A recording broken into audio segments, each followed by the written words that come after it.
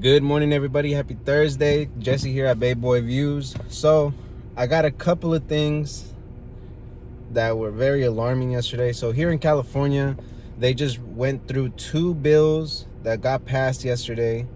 All right. So there's AB957 and AB665. Okay.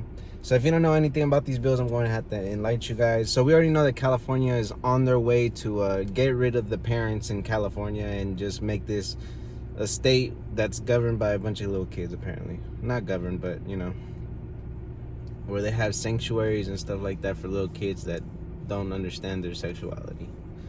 So AB 957, the law governs if custody is an issue.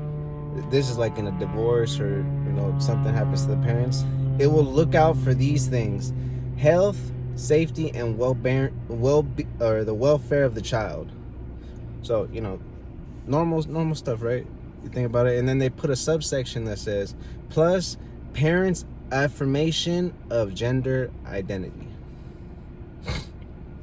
So basically, if you're going through a divorce, and divorce is already hard enough, okay? Now, whoever affirms the child's gender identity is probably going to end up with the baby or with the child. All right? And then whoever does not affirm the child's gender identity will be accused of abuse against the child, which means child abuse or neglect, as defined in section 1165.6 of the Penal Code, right? You're like, hold on. Well, let me go read what 11165.6 of the Penal Code is, right? So child abuse plus neglect includes sexual abuse, severe neglect, willful harm, child endangerment, and unlawful corporate punishment.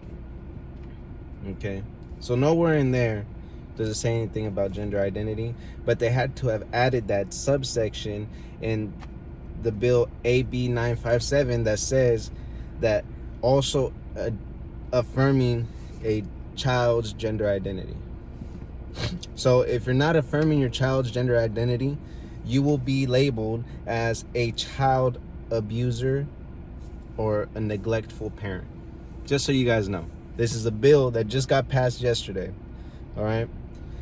Somebody that's been all over it, and I'm so glad that he is a young man stepping up for the weak men in California.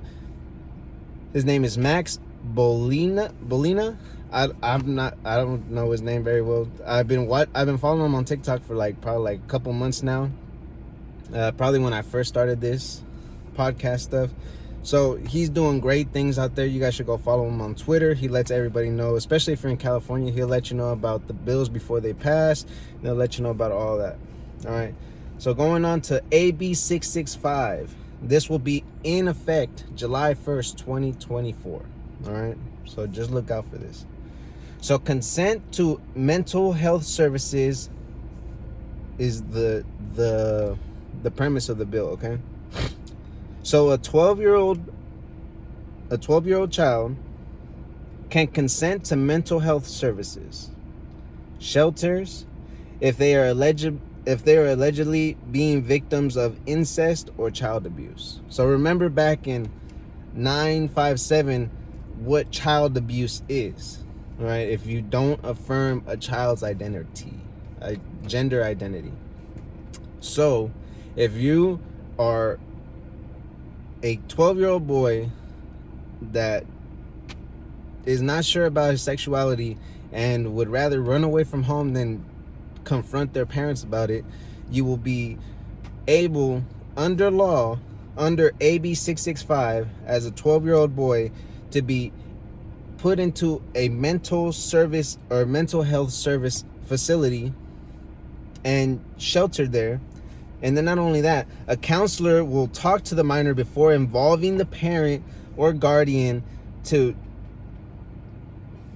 deem it appropriate, basically. So, California, you're going out of your fucking mind.